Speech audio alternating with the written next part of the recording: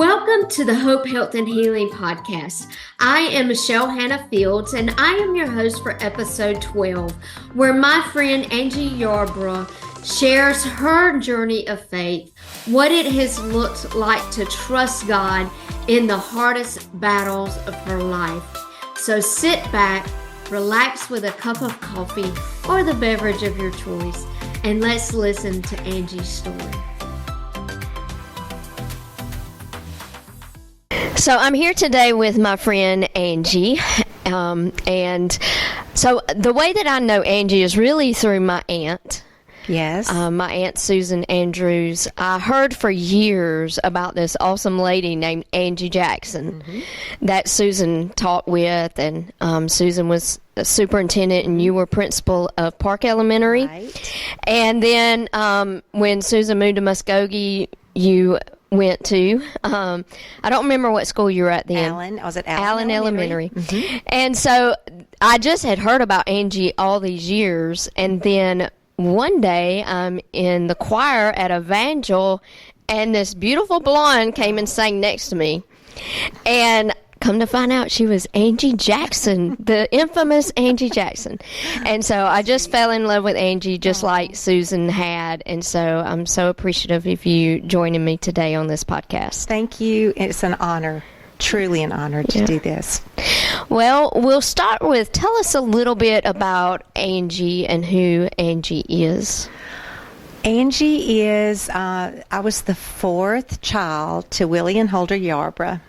And I think I grew up thinking I was probably the only child in the family.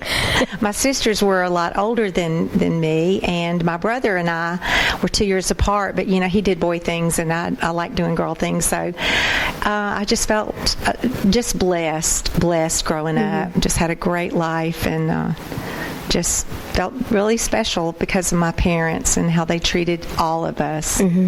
Yeah, I love that because so many times parents will show favoritism. Right. And when you feel like you're the favorite, but you realize like they loved each of us Absolutely. as much, but differently. Right. You know, it really does make such a strong family unit. I think my sister, the second sister, Marcia, she thinks she was the favorite, so it's funny, like you said. So that makes sense that we all felt like we were the favorite, which is exactly how the Lord wanted it. Right. Yes. And that's how He designs us as His children. Like, I heard Babby Mason say one time that she was God's favorite because there's or favorite is what she says, because there were the Israelites and there were the Canaanites, and she said, but I live in God's favor, so I am the favorite. That's awesome. Yeah. And so, you know, I love that, and, you know, it says so much for having a strong family that really gives you a foundation. Yes. Is that where your faith began? Yes. My mother had 7 brothers and sisters, and they were all raised by my grandparents who were Congregational Holiness. Oh, yeah. I know that Congregational Holiness. So my grandmother, I remember her as being, when we would spend the night, she would be the one that you could hear praying for every one of us. We would just lay there, and, you know, they had just a small little meal house, and we would lay there and you just kind of wait until she called your name out and you go, yes, now I can go to sleep. So I was really blessed to be raised in such a wonderful Christian family with that heritage, you know. So that's really where it started really young for me. Yeah. And so the Congregational Holiness, that's actually where my grandfather was saved. Really? Yes, in Manchester. He was saved in a revival at the Congregational Holiness Church in Manchester. Wow. Yeah, and eventually that church became Abundant Life that my Uncle Sanford pastored and I attended. Oh, my goodness. So you understand all of that. Yes, I do. Yeah. I can remember going to revivals or going to night services, and I was really young and just thinking, wow, what what is going on, because everybody was so excited. And Yeah. But I just have vivid memories of all of that in LaGrange, Georgia. And actually, they had a teeny weeny little church, and my grandmother taught Sunday school, and I think all the kids were maybe in like one class. Yeah. My grandmother taught, but just such a blessing to be able to have that growing up, to look back on, and to know absolutely those prayers my grandmother prayed for all of us. The Lord heard them. Yeah, He's and honored those them. prayers live on today. They do. It just, it's like they echo, Yes. and so they're always coming to the throne room. So even those prayers she prayed when you were a little girl are still coming before the Lord Yes, today. so I love awesome. that. And Susan shared in the podcast episode a couple of weeks ago that she was talking about Pawpaw praying the same way your grandmother prayed, and how he would pray out loud and Yes. so loud. Yes. And she actually had friends over one day when that happened, and they were like, "Who's yelling?" And she's like, "Nobody's yelling." And they're like, "Who is that man? We hear this man yelling." And she's like, "Are you talking about my daddy praying? Like, doesn't everybody pray like that?" So, it's neat that you shared that about your grandmother and how Yes. that was something that you remember from childhood. Yes. Yeah. Well, so tell me about your own faith journey. Like, when did you get saved, and what has your journey been like? I remember vividly, I was saved at Oat 70 Baptist Church in the 7th grade with my best friend, Diane White Taylor, and we are still friends today. Oh, wow. And I just remember Brother Hedgegood made us sit all on the front row. So all the teenagers, we were sitting there, and just felt like, man, I better run down to the altar because I am missing something, and I don't want to miss anything. So that's really where it started. And as far as me individually and on my journey, and all through high school, I remained. My parents owned a retail store. They owned a clothing store, and they worked all the time. So a lot of times I would rely on other people to take me, to church or pick me up. And it wasn't until later years, but both of my parents never lost what they had gained, growing up. But so I was like on my own. So then, like when I was 14, I remember we moved to Phoenix City, and I started going to Trinity Methodist Church with a friend, and we had a youth choir. And I found my love for singing in the youth choir, and so that's probably like one of the truly greatest gifts, is to be able to realize, hey, I can sing, and hey, I like it. Yeah. And I can praise the Lord, and these songs are kind of cool, Yeah. But so that was that, and then do you want me to keep going? Yeah. So then, I think all through high school we had like a prayer club, and I went to Glenwood in the early 70s to the mid 70s, and we had a prayer club, and we would pray in the mornings before school started, and the gym would sit in a circle, and we would pray, and I think that just I can remember in my senior picture. Says underneath, we had a little quote, and it said, "The gift of God is life's gift to you. What you make of your life is your gift to God." Wow, I love that. So I just thought, I want this life to count for God, and So then let me think. Let me fast forward. After my first son Hunter was born, and I got married at 22, and I had a son Hunter at 24. And after he was born, I was sitting watching the Hour for Power. I don't know if you even know what I'm talking about. It was Robert Schuler's Hour for Power at the Crystal Cathedral, because I had gotten married. My husband was a football coach, and they worked 7 days a week, and so I was in a new town. We had moved away, and I was sitting there holding this little baby, and I saw this couple on TV, and they were dedicating their child, and I was like, wow. And I looked down at him, and I thought, I think I really need to be a better mom. I need to be focused in. So we moved when Hunter was 3 months old. We moved back to Phoenix City, and that was probably it was in 81. So in January of 82, we lived behind my parents in a little cottage. My mother invited me to First Assembly of God in Phoenix City, Alabama. Oh, wow. And I went, and the song that the pastor and his wife sang was "You're My Best Friend" by the country singer Don Williams. But they related it to Jesus. Yeah. And I was a big Don Williams fan, and here I am sitting here, okay, I'm at church, they're going to sing, this is going to be pretty cool. And when they played that song, and they had the words, relating it to Jesus, I thought, wow, there again, music drew me. Yeah. And I was like, wow. This is where I need to be. Yeah. So from that point forward, the Lord just allowed me the opportunity to serve there. I taught Sunday school there. I was baptized in the Holy Spirit there. Taught college and career age kids, and it was just such a wonderful time in my life. And with all of that being said, I was there alone.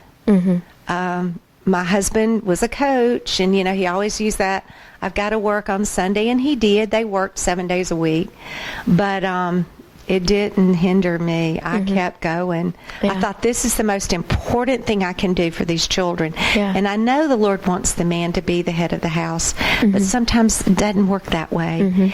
But I said, somebody's going to be the head, and it's going to be me, because these children need Jesus in their lives. So that's just kind of sums all of that up. Yeah. And, I think that is so important, and especially even, like you said, if the husband is not going, there is that responsibility. Absolutely. And God honors that, and especially like even with single moms and single dads, taking that initiative to take them to church and, raising them up. Right. So, I think that's a great lead in to your son, Heath. Yes. And just his testimony. Yes. So talk a little bit about like how you saw, not just with Heath, but Hunter and Hannah, how you saw them blossom in their faith and what it meant to you. I know there's a scripture that says, I have no greater joy than to see my children serving the Lord. Yes. And so what does that mean to you, and how you saw your children in the faith? Yes. Well, I really have to say that of my three children, the one most vocal in the faith was Heath. And there again, this was when they were like, Heath was 15 years old when he really started getting big in Evangel Temple and doing the fine arts competitions. And I hate to say this, but honestly did not even know he could sing as well as he did until I showed up. Evangel Temple had the fine arts tryouts, and Heath sang, and I was like, what? I mean, he had a guitar. I bought him a guitar for $50. I told him if he learned to play it, I'd buy him a nicer one. But he played and sang this beautiful song that he wrote, and I went, what? Because I was busy, I was a principal, I was teaching, and so, but he was always at youth and working, for the Lord, and just, I was so proud of him, but I was thinking, whoa, where have I been? Yeah. But, so he was like the one that was most vocal. Now, Hunter and Hannah were good, and they were always in church, but Hunter was athletic. Yeah. So that was kind of where he liked to shine, but Heath was the musician. So, I really and truly, I can't even explain how much seeing Heath sing and seeing him shine in his own right meant to me, because he had the older brother that was the superstar in all that sports, and then there was Heath. And I can remember the first song he did learn to sing for David, his father. Heath, it was Wild Horses, because David loved the Rolling Stones, and he knew his father being an athlete, okay, he's playing the guitar. But when Heath came in there and played Wild Horses, David was like, wow, and it was kind of like, that was really a great time for Heath. Felt really good about Heath, about, man, now maybe, I'll be looked at as special, because I know he felt like he wasn't athletic and didn't like sports, but he really shone brightly in what the Lord had gifted him with. Yeah, I think that's so good. And oftentimes when you're a middle child, yes, you kind of are not in the limelight as much, and living in somebody's shadow like Hunter, and not being athletic, and having that gift was super special. Yes. God planted that in him and gave him that talent. I heard this, I don't remember where I heard it. It was a teaching or a Bible study, but they said that, God gives you talents and gifts. Well, what is the difference?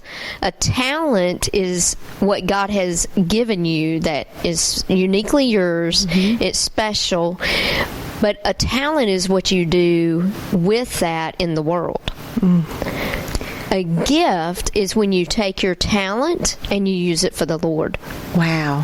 And I was like, wow, that is so awesome, because I'd never thought about that before. Me either. And so you could have a talent for playing the guitar, but what Heath did was he took that talent, used it for the Lord, and that became his gift. Right. And so he wrote songs. He wrote songs. And the funny thing about Heath is when he first started, he did write, a Christian song, and then when he got a little bit older, he started writing love songs. And I was like, and they were always sad. And I was like, Heath, who has hurt your feelings or broken your heart? And he's like, Mama, nobody. Well, then later on in life, I've learned that each one of those songs were specifically written for someone, which was really sweet and precious. But so Heath wanted to be famous. That was his thing. He said he was going to be the next John Mayer or the next Dave Matthews. He just had these grandiose plans. But he went to Austin, Texas, and lived for a while. So he kind of got out of the church. And I have to say, I think Heath was hurt by something that happened with singing. Musicians, if their hearts aren't pure, they can be jealous and they can hurt people. And I think he kind of got hurt for a little while, but it was okay because he got his taste of what the world would give, and then he made full circle and came back. But so I think that's really important too for parents to understand. Listen to your children.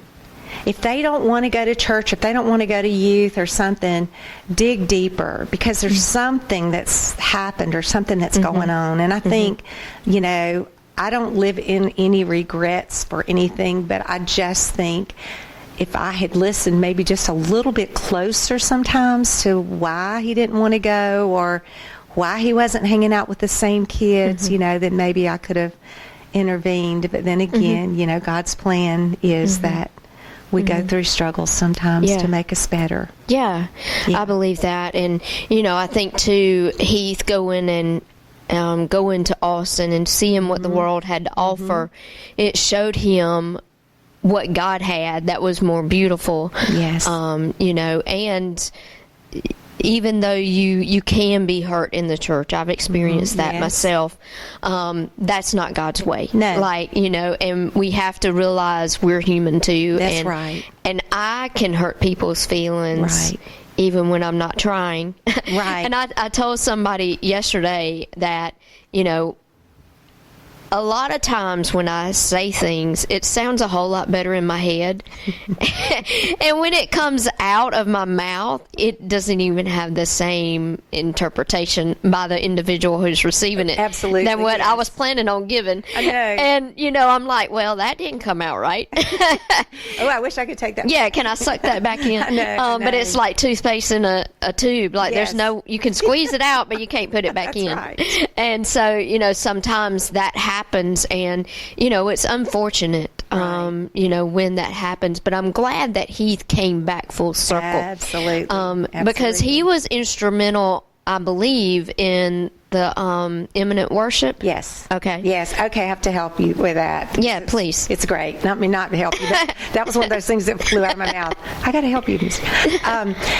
Okay, so Heath and Ian Allen, I wish I could name all of them. I can't think of who all they were, who all was involved. But they were interested in drawing in the young people. And what I had found out is Heath had gone to different churches. Golden Acres Baptist Church. He had gone to Winton Methodist. Cross Point. He had gone to different churches sharing with the youth how to sing praise and worship. And he would demonstrate it. And so then he kind of got this fire in, well, these people are responding. Let's try with just, putting all of them together. So that's kind of how the basis of it started.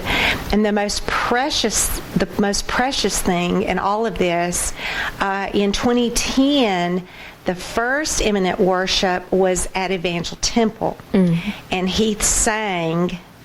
And I actually got to see a little small clip of that. Your Love Never Fails was a song that he sang, and he talked a little bit in between the verse and the chorus, and was just talking about, he said, I fail a lot. But God's always there. He never leaves us. He's always there, and it's okay, and was encouraging these young people. Yeah. Well, little did we know that a month later he would be gone for the second imminent worship. He wouldn't live to see that second one. But actually, on the story was he went to work at the Truth. He was the first DJ they had. He went to work, and one day he left and went home, and there was a home invader in his home. And Heath went right in, and happened to be the day, on a Tuesday, September 7th, that imminent worship was going to be that night. Oh, wow. And he had gone the night before. They had rehearsed. They did this song, How He Loves, Jesus Culture song. And the story behind that was there was a youth pastor who had gone to a youth revival, and he had made the comment, if it took me having to lose my life to save any of you, it would be worth it. Well, Heath told that story on that Monday night when they practiced. And then the next day, he was gone. So anyway, he was in his home, and the home invader chose, instead of letting him leave, he was trying to leave, he just shot him and took his life. And that was like unbelievable. Yeah, you just can't even. You can't even fathom that. You can't wrap your head. And I know, as a mom, it's unfathomable. It is. So let's talk about, and I love that he shared that the night before. And now, I don't remember this. Did they continue to have the imminent worship night on Tuesday? They did. It was so sweet because they had his guitar. Yeah. And they had orange and blue lights for Auburn. And they, had the lights shining down because he loved Auburn. And so, it was very, very precious. And I've spoken to people, that were there, and my mind just... I can't think of Catherine Means. I was like, if I don't say Catherine Means, it's going to be horrible. She was the singer, and he had already told me, Mama, this girl, man, she sings great. And we had talked a little bit about Catherine and how beautifully, she sang, and she said that was just really tough. Yeah, I can imagine. But, you think about it, and it's like they said, that's exactly what Heath would have wanted. Right. Yeah. He would have wanted that. It was like, don't worry about me. Yeah. You do what needs to be done for the purpose of the Lord. Right. This is what we need. Yeah. These kids need to hear this. They need to see y'all up there continuing on the work. Yeah. Because that's what it was all about. Right. And, that's such a testament, too. And I know that lives were changed because of that. Yes. And so Heath was living out that song. Absolutely. After his passing. And, even though it's so hard to walk through as a mom, knowing that his life was such a lighthouse. Yes. And, that his light shone so brightly that even now, as his story is told, it will bring people in. Yes. And, just knowing that, and, that can bring you comfort and strength and peace. It does. Yeah. It's so funny. Before I came here, I went by the store, and I was talking to the girls, and I was saying I was going to be on this podcast. I said, and I thought it was just going to be audio, and surprise, surprise. So we were talking, and they said, "Oh, what are you going to talk about?" And I said, "Well," gave them a little snippet, and then I mentioned Heath, and this girl behind the counter said, "Oh my goodness, Heath and I dated." Oh, wow. And her eyes just welled up, and she was like, and so I talked a little bit to her, and I went and hugged her, and she just talked about, she said, he was just so wonderful and so sweet. And it's like I'm constantly meeting people or hearing little stories, and those are such gifts from the Lord. Yeah. I mean, I couldn't ask for anything greater than these precious reminders of who he was and what he stood for, and who he continues to be in the hearts of all of us, that love him and knew him. And, I think it is just what I call God winks. Yes, he gives you those, or God hug. He gives you those hugs through Bear people. Hugs. Yeah, exactly. And lets you know, hey, I see you. Yes. And I love you. Yes. And, I care about what you've been through and what you go through now. So talk about, because, I know, I didn't know you personally back then, but through Susan. Right. I saw you walk through this. Yes. Just things she told me. And so talk about, like, how does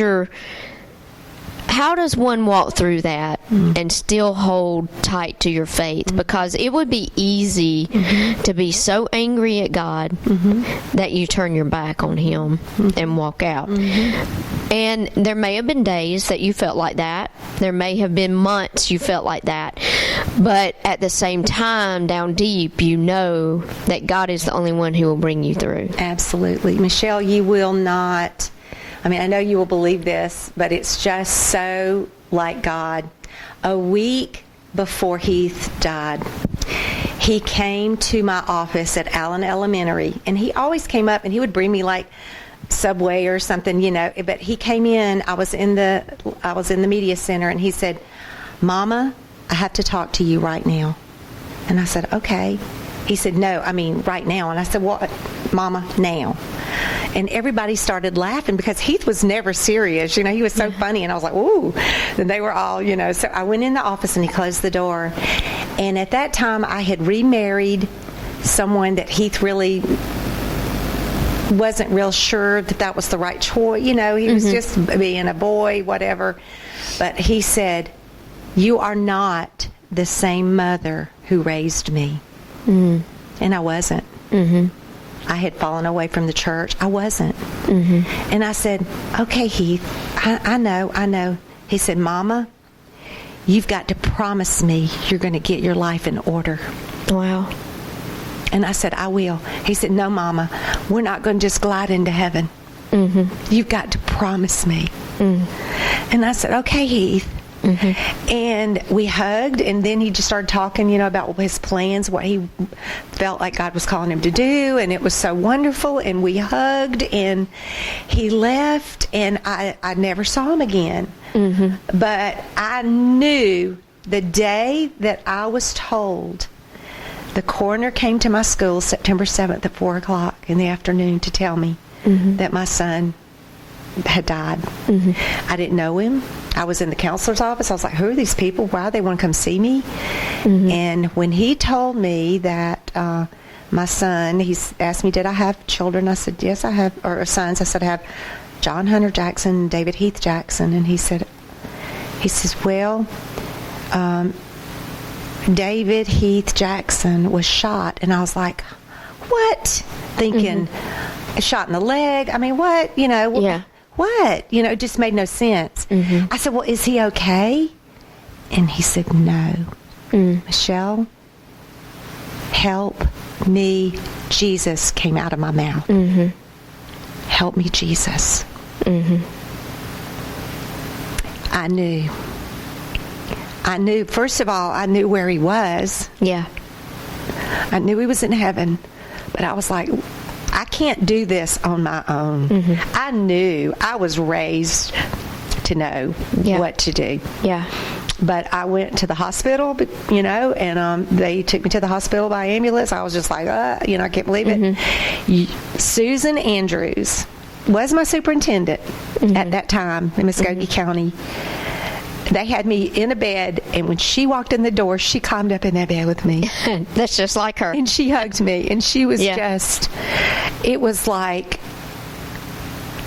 I was engulfed in peace, in love, and it was straight from heaven. Yeah. Straight from heaven. There's no way. And you said something like, was I ever angry? Never angry. Never.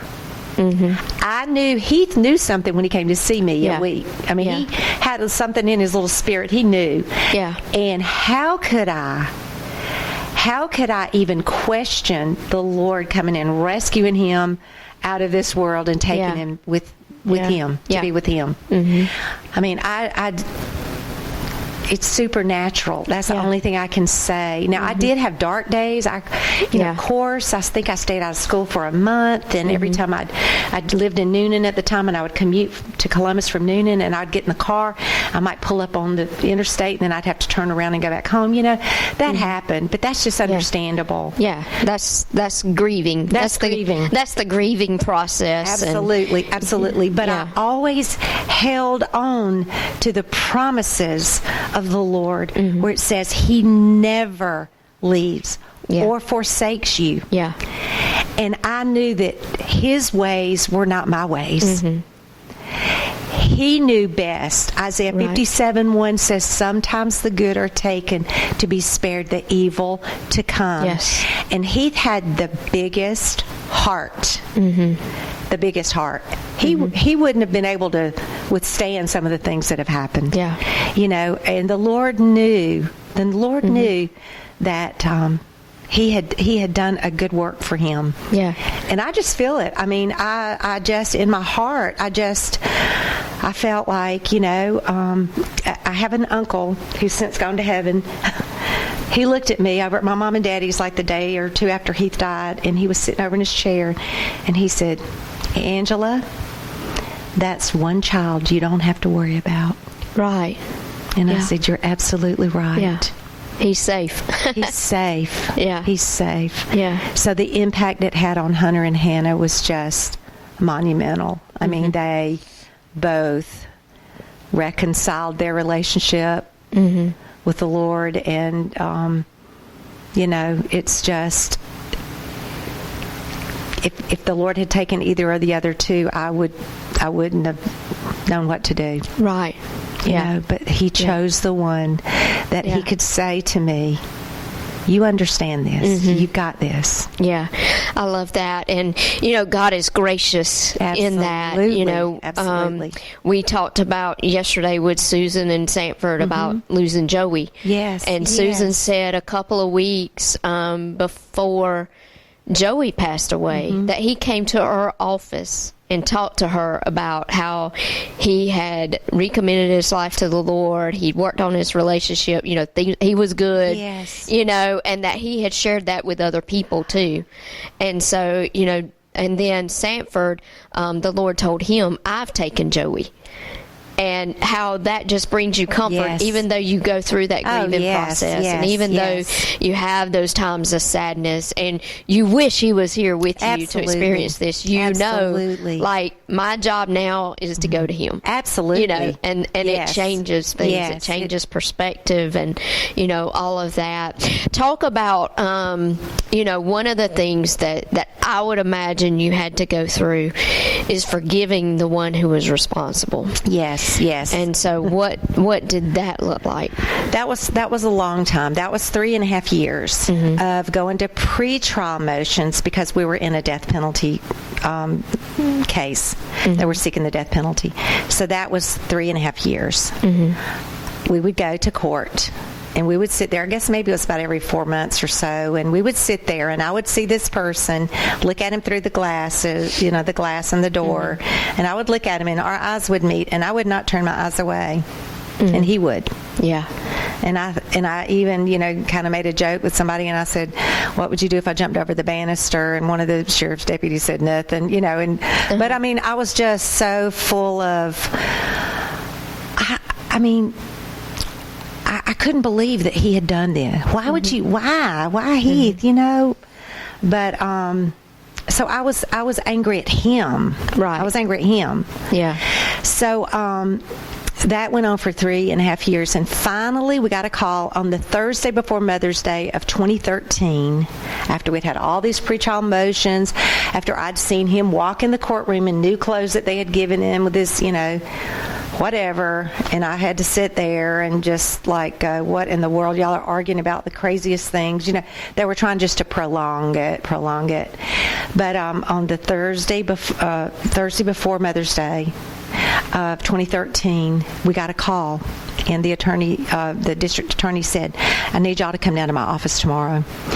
And I said, okay. And so we went down. We had just a whole room of people and family members that came, and she said, we have a plea on the table. And everybody was like, oh, okay. And so she was sharing, that he said he wanted, he'd take life without parole and no appeals, and he'd plead guilty.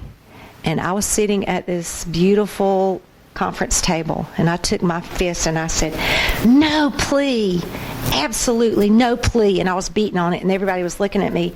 I said, I am not going to take a plea. He's going to die just like Heath died. I said, no. And they were like, well, it was out of character, but I was so full of that. All of that was in my brain. So she said, go home and think about it over the weekend, Mother's Day. Go home and think about it over the weekend, and then come back, let me know on Monday. So we went home, and Sunday morning, Mother's Day, I was in the shower singing. We always sound better in the shower. Yeah. It is well with my soul. And I kept singing it over and over. And I was using this operatic voice that I used to have. I don't have it anymore, but I was just singing. And I promise you, in my spirit, audibly, I don't know, but I heard, you have to show Ricardo Strozier the same forgiveness Jesus showed you. Wow. I immediately started trembling. I knew. I felt the power of God all over me. And I got out of the shower, and I was just shaking, and Peter came in there, and I was just shaking. He said, what is wrong with you? And I said, I forgive him. He said, what? And I said, it's over. I forgive him. So I called the DA the next day was Monday, and I told her. She was shocked. I think they really wanted to try the case. They had put so much work into it. But you know what? It was the right thing for me. Right. Yeah. I didn't care about... I didn't care about all the work they did. But you know what? It was about me. It was about freeing me from the hate, the bitterness, the anger, just everything. So I promise you, 2 weeks later, I read him, a statement where I told him, had he known Heath, he would have loved him, and Heath would be waiting on him at the gates if he gives his life to the Lord, and I just, told him all of that stuff and believing it in my heart. And I'm telling you, that courtroom was like, it was almost like it had like this little glow or something. Yeah. I can't even explain it. It was kind of like, and maybe it was just because I was looking through tear-stained eyes, but it was just so powerful. And his attorneys were from Tifton, Georgia, and they are death penalty against the death penalty advocates. They come to rescue these guys and try to get them off from the death penalty, and I understand that. And I didn't care because I knew he was going to be punished. This is important to say: forgiveness is not forgetting it. Right. Yeah. So sometimes I'll say, people will say to me, but and I'm like, look, I don't let my brain go there. Yeah. I offered the forgiveness. Yeah. That's what I did. Yeah. With a true heart. Yeah. The joy of the Lord is my strength, Nehemiah 8:10. Yeah. That joy came back to me that day. Yeah. And that's what forgiveness does. It frees you from that. And if we don't forgive, we carry that cage around with us. Yeah. Of the other person. It's like, I'm not, and people will just dig their heels in. I'm not forgiving them, and it can be over things that, to me, it's not even murder of your son. It can be insignificant. I want to say, what is it? Come on, help me. And I probably have said, like some of those things I say, I've probably said that. Really, you're going to be upset because somebody, took your dress and never gave it back to you, or did whatever they did to you, or hurt your feelings, or did something to you. Really? Yeah. You got to get over yourself. Right. Get over yourself. Yeah. Trust the Lord. When you offer that forgiveness, you're not saying, I'm only going to have this for you if you accept it and tell me you're sorry. No, that's a condition, and we don't offer forgiveness with conditions. Right. It's free. Yeah. Just like we were forgiven free. Exactly. Well, with the price, the blood of Jesus. But, we forgive people. Yeah. That's what we do. We have to. If we don't forgive, we're not forgiven. Yeah. Yeah, and that's so powerful. And, I think just thinking about that, and I walked through my own time when I had to forgive somebody. Yes. And I held on to it for a year because they said things about me that were not true. Yes. They blasted my character, and I was like, how dare they do that? They know me. They know that's not who I am. And I was just irate, and I held on to that for a solid year. And I said, they owe me an apology. And when I was praying, I was like, God, they owe me an apology. If they will come and tell me, they're sorry, they did that, I'll forgive them. And after a solid year of me doing that and carrying that around, God said, you have to forgive her. And I said, but God, she needs to come clean that she was wrong. And he said, that's not how it works. And finally, I said, okay, God, I forgive her. And it was like that moment, you feel that lifting, and you feel you're not carrying that around anymore.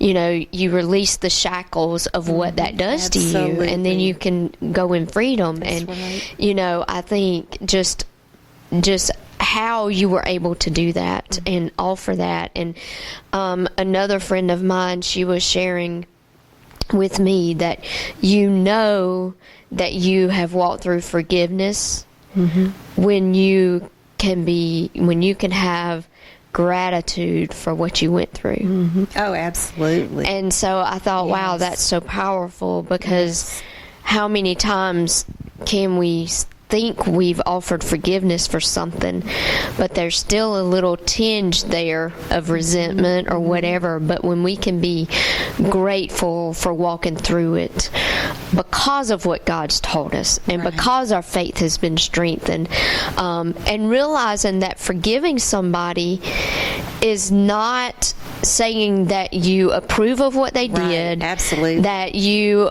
are in agreement with their actions, that, all of those things. That's not what it means. It means God forgave me, and what I did was just as bad as what you did. Yeah. And I forgive you. Yes. And so I love that and just your perspective. You know, I know you started a ministry Yes. during this time, and how God led you to that, and your heart behind it, and maybe, you know, what your experience was in that ministry. Okay, in 2012 in Columbus, so Heath died in 2010, and then the forgiveness piece came in 2013. So in 2012, God was starting to work, you know, in my heart, even then with something great and special to help other people. He put these people, these names, these occurrences in my mind. There was like one young lady had a car accident, and the lady was texting and driving, and then one was a drunk driving incident. A girl was killed, and there was a young man who had overdosed on drugs, and just all these things happened like in a short amount of time. I guess it was in maybe like 6 months, and I felt the Lord tell me, contact these people. And I'm like, well, I don't know them. I mean, I knew one lady, but not really well. And I was like, Lord, I don't know these people. And he was just like, trust me. So I went on Facebook and I started private messaging these people who had lost these children, these teenagers and these young adults. And I said, look, the Lord has put on my heart, I want to start a support group. I'm the principal at Allen Elementary. I'm not a counselor, but I've been through it. You know, this was 2 years after Heath had died, and I said, I can share some stuff with you. And so we started in July of 2012, and we met on the last Thursday of the month, and we went for 10 years. We met for 10 years. Healing Hearts was the name of the group, and we met. I met some of the most incredible people. And I can promise you, when you share the grief, and it started out with just being children, if you'd lost a child, well, then it moved into, you know, people who'd lost a spouse or a parent. But in the beginning, it was like all of us had lost children, and it was tragically, it was suddenly. But when we all got together, it was instantaneous. We just bonded. We felt like family. And all we did is, I told them the first meeting, I said, bring a picture of your loved one, and we're gonna display them, and we're gonna share what happened. But the main thing we did, we prayed. And I shared scriptures. I shared what I had turned to, and how the words the Lord had given me, and how they had strengthened me. And absolutely, it was God. It was God, because we grew in our faith, we grew in our grief, we grew in how to handle it, and from that, people graduated kind of out of it, and they would be like, I'm sorry, I can't come. I said, look, I don't expect you to be here forever. I mean, it's great that you feel like you're strong enough now to go on your own. And I promise you, there were some who were not really wanting to live any longer without their child. And it was all Jesus in it. It was all the Lord. And I just feel like it's probably one of the greatest things the Lord's ever allowed me to be a part of, because I grew so much, and it helped me with my grief. Because I would hear stories, and I would be going, man, that is so sad, and because I was like thinking, man, that's terrible, and I'm thinking, well, wait, you went through it too, but it touches you in such a way that. I don't know. It was wonderful. And there's another little Healing Hearts that started in Phoenix City, and a lady started it because she couldn't come to Columbus, and so I try to go and and visit with her and help her get it going, because it's something that people need it. Yeah, and there's power in community. Absolutely. And, you know, knowing what the other one has gone through, because you don't fully understand what somebody else is going through unless you've been through it yourself. Right. That's So, like, you know, I can talk to losing a dad unexpectedly and what that looks like, you know, losing grandparents. Yeah. I can't fathom losing a child. Yeah. For one, I don't have children, but you know, I cannot imagine what that's like. But Right. someone who has walked through it and knows what you're feeling and the emotional roller coaster that you go through, like, you can help navigate, you know, and help some of those climbs and some of those dips not be quite so big, you know. Right. And just the comfort that you can bring from your perspective of how God carries you through, that's incredible. Well, I think one thing too was so I felt so important. You know, I felt like when I lost Heath, oh my gosh, who's going to talk to me? What are, you know, people don't want to talk. They don't want to be around you. They're like, it'll rub off, you know. Yeah. You know, you just like, and a lot of the moms and dads, we had both moms and dads, they would say, you know, I mean, it's so good to know that I'm not alone in this. There are other people who totally understand how I feel. And I mean, we, you know, of course we would cry during the whole session. Yeah. We needed to. Right. We needed to. Yeah. And I can remember several times, you know, we'd sit like in a little semicircle, and we'd be sitting there talking, you know, and somebody would be sharing their story, and they would just break down, and I'd get up, and I'd just have to go over there and just hug them, and we, you know, and others did the same. We helped one another, and to me, it was just, I mean, I just have said it a million times. It was just God saying, "Be present with them. Yeah. Be present. Yeah. Let them know." There are other people that have survived this. Right. And that's what they kept saying. Yeah. Well, you smile, and I don't feel like smiling. I said, you know what? One day you're going to feel like smiling. Yeah. You know, it's going to be fine. Yeah. You don't have to be like me. Right. And I would always say, it's your grief. It's nobody else's grief. Yeah. Don't let, and we had so many people would say to them, when are you ever going to get over this? When are you going to get better? Seriously? You know, it's grief, and it's okay if I'm sad, and it's okay if I don't want to do, you know, whatever. But you know, it's just, and a lot of times people say things and they don't really mean it. They want you to be better because they don't like seeing you cry. Right. And they don't understand. They don't understand. And, you know, I think realizing, like, everybody's grief has a different timetable. Yes. Everybody's grief looks different. Everybody grieves differently. The way I grieve will be different from the way you grieve. And, you know, the timeline is going to be different. And so you have to grieve in your own way, in your own timing, allow God to heal you, and realizing, like, it does look different for everybody. Absolutely.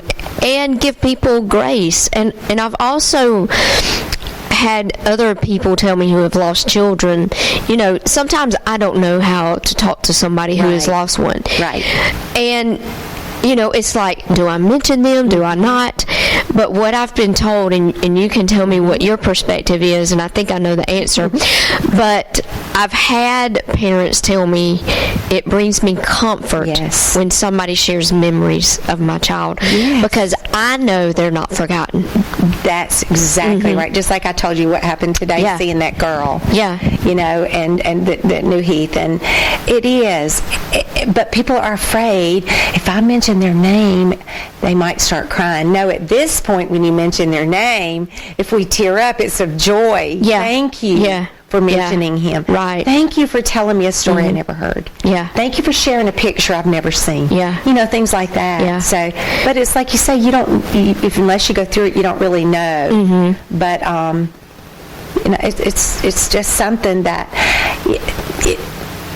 I don't know. It's just something that I feel like whatever we go through in life is to make us better. Is to make us better. I say, you know, one of the things that I have said for years is I don't understand why I go through things that I go through. Right. But one of the things that I have learned along life's journey and along my faith journey is there's 3 main reasons that I go through things. One is so I can learn something about myself.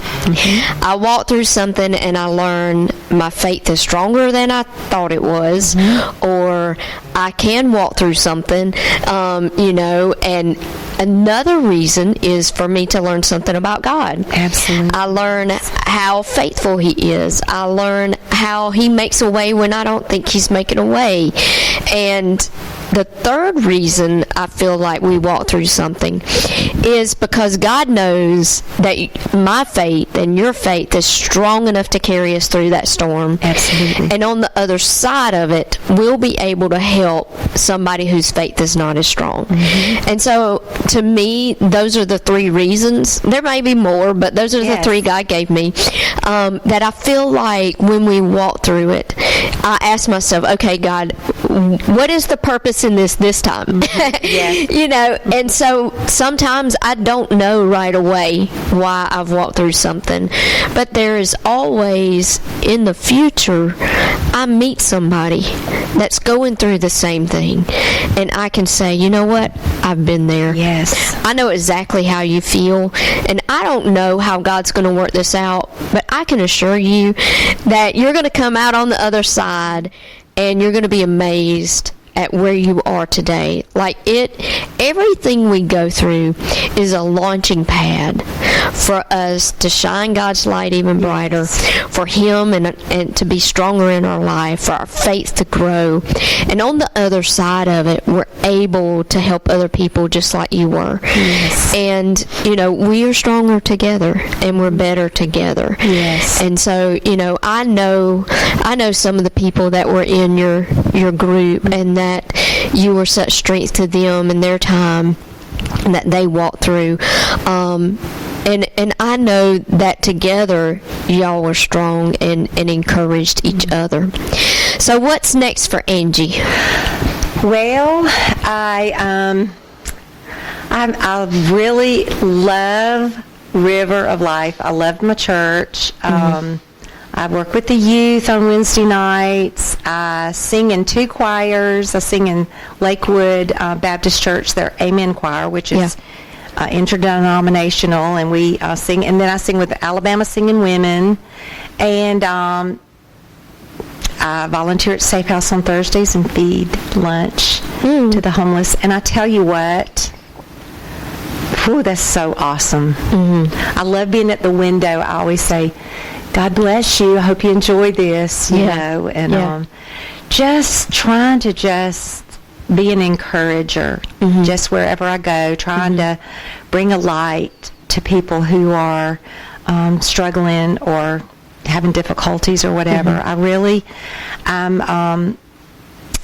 at peace about life and things that have happened in my life, and I look back and I see how the Lord has made a way for me, like you said, and has provided me an opportunity to grow in a deeper way, but really to understand that we all have such a divine purpose. If we'll just look for opportunities to to just reach out or smile at people, or just do any small gesture for someone, because you never know. I just hugged a lady in a store. I said, "You look like you need a hug," and she said, "Thank you." And I thought she's probably going, "This crazy lady, crazy."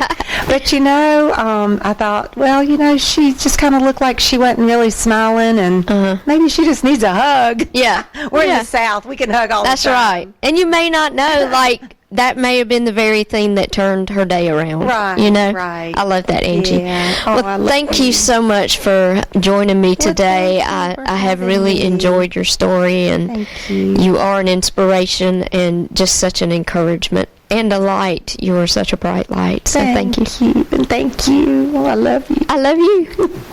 Thank you for tuning in to Hope, Health, and Healing.